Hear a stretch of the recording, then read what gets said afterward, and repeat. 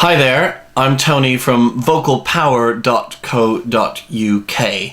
Today I'd like to talk to you a little bit about the different modes of voice that are discussed. A lot of people refer to chest voice, middle or mixed register, head register, and in addition to that we have falsetto, which is the kind of effeminate sounding airy voice used in Monty Python sketches and Bee Gees type of singing. Not much use in rock vocals, I'm afraid. Apart from it can be quite effective in lilty ballads and giving it a bit of emotional affectation. Works fine. But for the whole, I want you to forget about it because it's a totally different setup to produce a falsetto tone. Falsetto is very breathy. Some people encourage the use of falsetto exercises to develop middle, mixed, or head registers by starting out with a falsetto tone and letting it grow into a full sounding tone. I don't encourage people to go down that road because I think the vocal folds are in a different setup for falsetto. They're in a raised plane and they're not fully closed, so that's why you get the air coming through the folds and it sounds thin. The ability to muscularly control that and turn it into what is what I call a tilted thyroid setup is quite tricky, and it's usually people with good developed head registers or middle registers can do that because they're good at middle voice, not because they grew it from falsetto. So it's not a great exercise really for those of you starting out. By the way, I'm recording this using the on-camera microphone, so if I do any kind of vocal demonstrations, you may hear some audio compression kicking in. It's not that I suddenly go really quiet when I sing really high.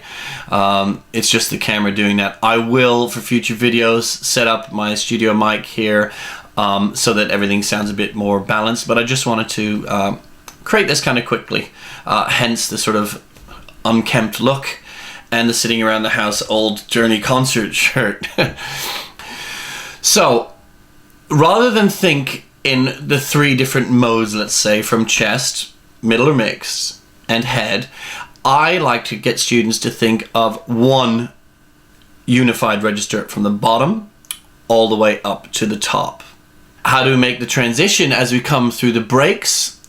What we need to do is physically tilt the thyroid cartilage. When we do that, your larynx raises, it stretches out your vocal folds so they become longer, they become thinner, and the tension becomes tighter. Therefore, they produce higher tones. As long as you think of the voice being three different entities, your brain is going to find it very difficult to switch in and out of each one, and it will sound jumpy. Okay, whereas if you think of just a range of tilt applied to the voice as you go up, you can then back the tilt off, but applying a gear change rather than switching into another mode. If you have to think of switching in and out of modes, it's going to make singing very difficult. So to illustrate this point, I'm going to use a couple of lines out of a song by Steelheart called She's Gone. I just want to highlight the changes in tone production, and it's best done by example. So I'm going to sing a bit of the verse and then talk to you a little bit what I mean about applying a tilt or accessing that kind of head tonality. Please forgive the piano playing.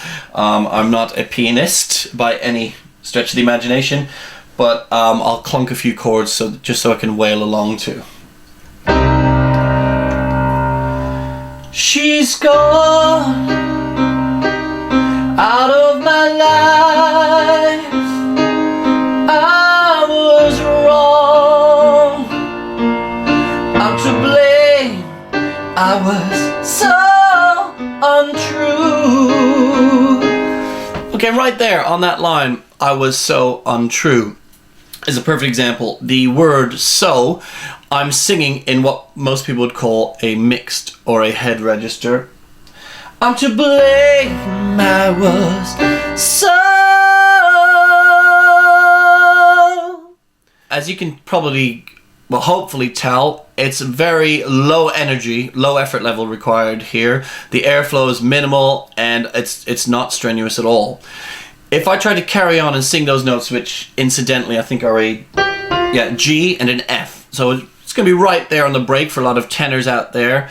If I were to try and sing that in my normal, let's call it chest register, without applying any tilt to the larynx, I would get this effect. I'm to blame, I was so untrue. Now, as you can tell, that sounds a little bit strained. It certainly requires a lot more effort, and doing that long term is very counterproductive. You're going to end up with vocal strain, fatigue, all kinds of stuff. So applying the tilt method, I'm to blame, I was so untrue,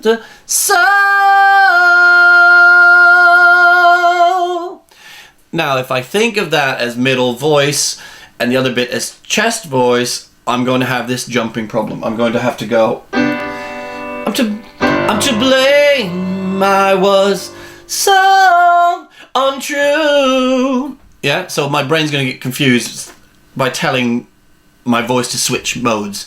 Whereas if you go for one unified voice, applying a bit of tilt from the bottom of your range to the top, it'll sound much more seamless, and it's going to be much easier for you to sort of decode this, as it were. So as I slide up from the bottom, lower end of my range, oh, down here, oh,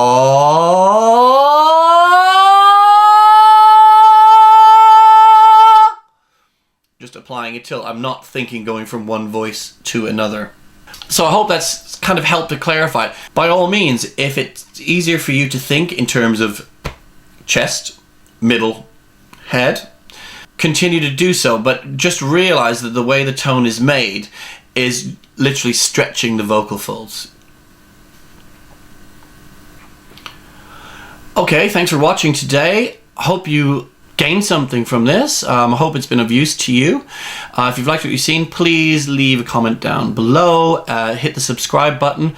Please feel free to email me with any questions or post them up here, and I'll happily reply the best of my ability. Okay, keep practicing, keep rocking. See you next time. Thanks.